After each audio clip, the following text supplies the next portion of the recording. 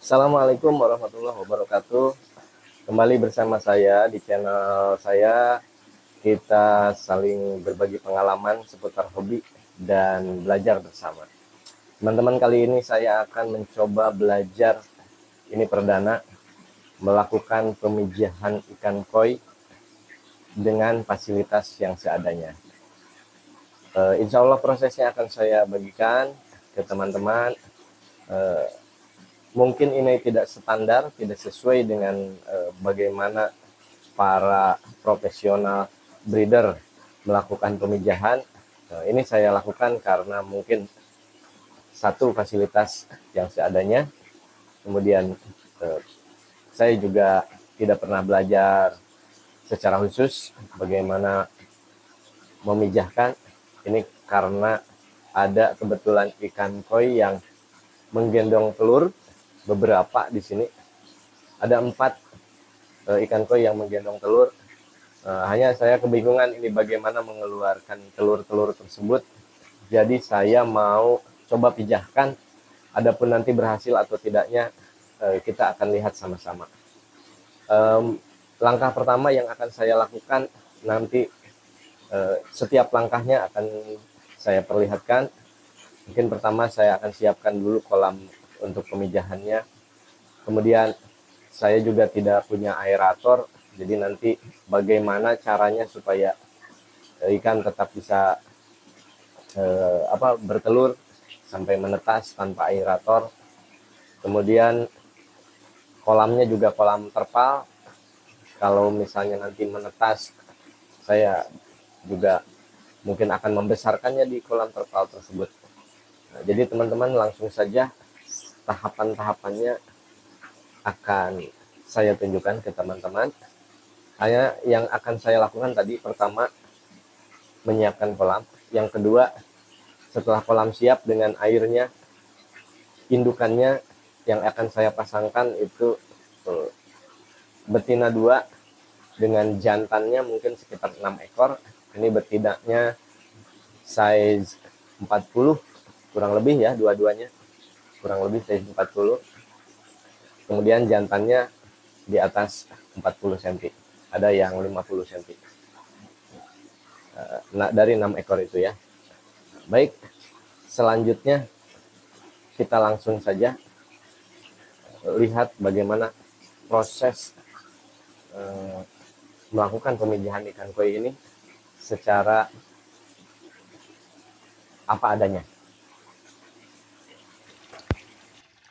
Nah, jadi langkah pertama kita sudah siapkan kolam untuk pemijahan. Kami menggunakan air baru tapi bukan langsung dari sumur. Ini airnya sebelumnya ditampung dulu di bak yang sebelah sana. Jadi setelah ditampung, kotorannya sudah turun, baru airnya dipindahkan ke sini. Nah, di kolam ini nanti akan kita lakukan pemijahan. Kemudian media yang digunakan adalah paranet dengan menggunakan pemberat supaya tidak berpindah-pindah seperti ini. Ini kolamnya berdimensi 2 meter kali 6 meter ya, kurang lebih. Kemudian kita tidak menggunakan aerator karena nggak ada aeratornya, jadi menggunakan pompa. Di sini ditaruh pompa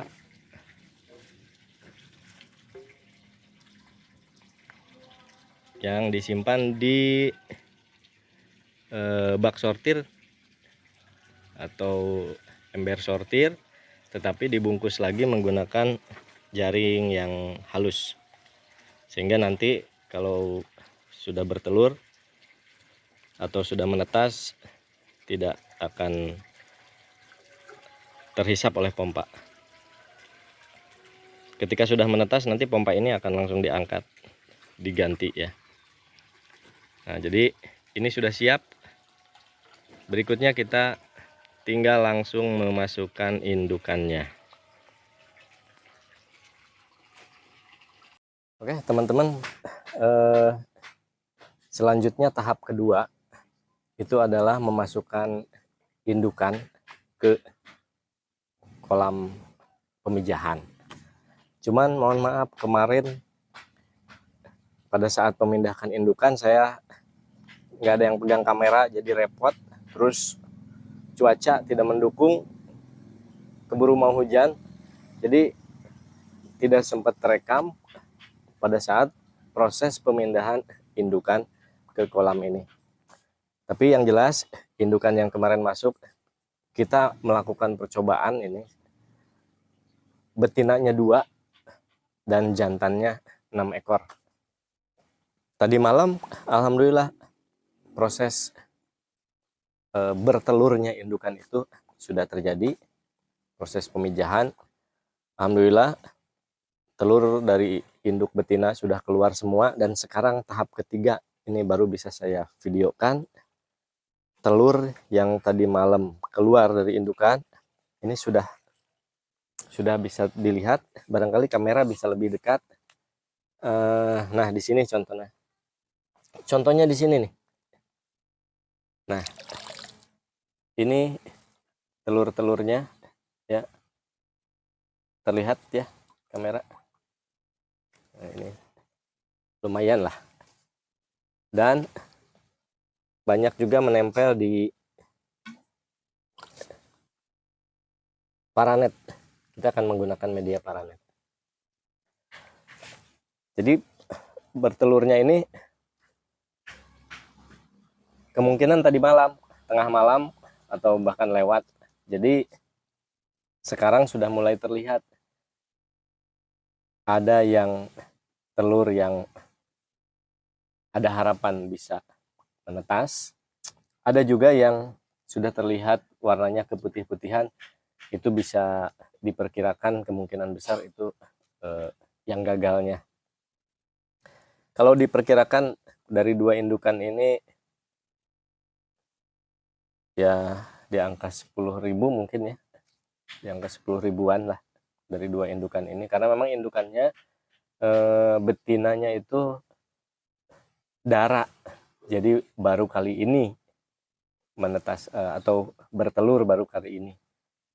Jadi ya ini hitung-hitung menyelamatkan ikan saja, mengeluarkan telur, hanya siapa tahu bisa jadi, bisa bagus, nanti anak-anaknya bisa tumbuh, ya syukur. Itu daripada kita buang telur, sekalian kita belajar dengan mencoba teknik atau cara baru sesuai dengan kondisi yang ada ya, sesuai dengan fasilitas yang kita punya. Kita tidak mengada-ngadakan lagi alat-alat atau yang lainnya. Ini tanpa aerator ya teman-teman lagi.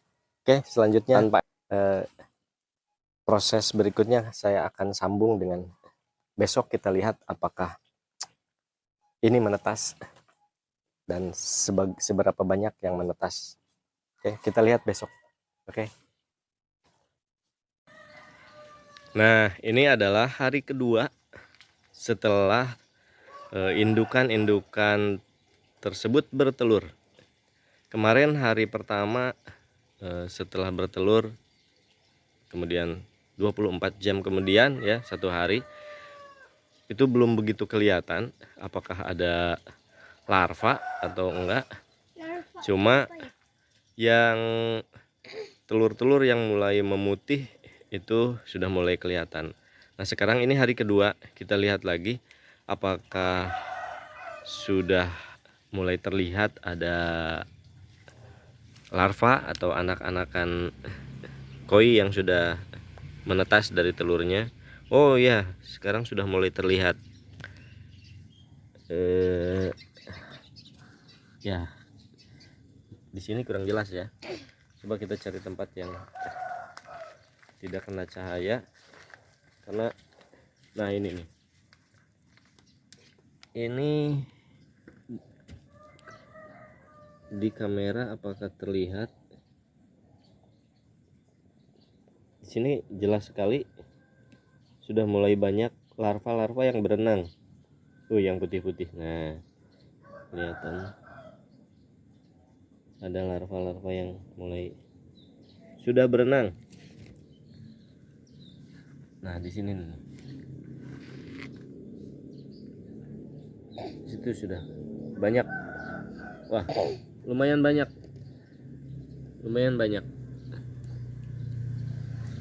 Kalau di kamera tidak kelihatan, tapi ini secara langsung kelihatannya. Mungkin faktor kameranya atau dari cahaya.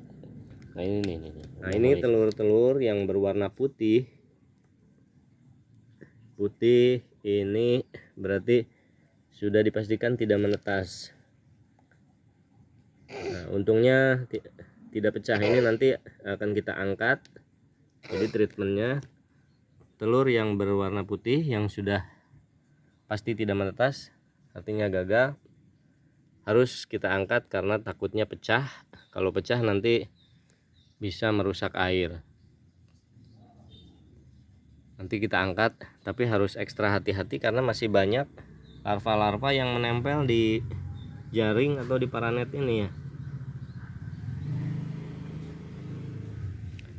Dan alhamdulillah setelah diangkat jaring yang terdapat telur-telur gagalnya atau telur yang tidak menetas tadi sudah diangkat, dan sekaligus kita bersihkan bagian permukaan air kolam. Jadi air kolam bagian permukaannya tadi ada kotoran-kotoran yang mengambang, sudah kita bersihkan, sekaligus mengangkat jaring yang ada telur-telur gagalnya atau telur yang tidak menetasnya.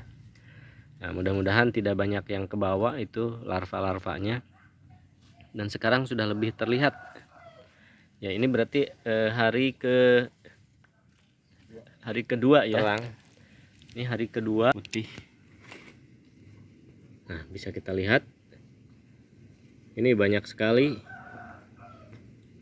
dan sudah mulai tersebar baik di pinggir-pinggir maupun di tengah. Coba sekali lagi kita lihat. Nah, dari kamera juga kelihatan. Oke, terus di pinggir-pinggir sana juga tadi kita lihat sudah banyak. Nah, oke. Jadi, nah demikianlah proses pemijahan ikan koi yang sudah saya lakukan dari awal.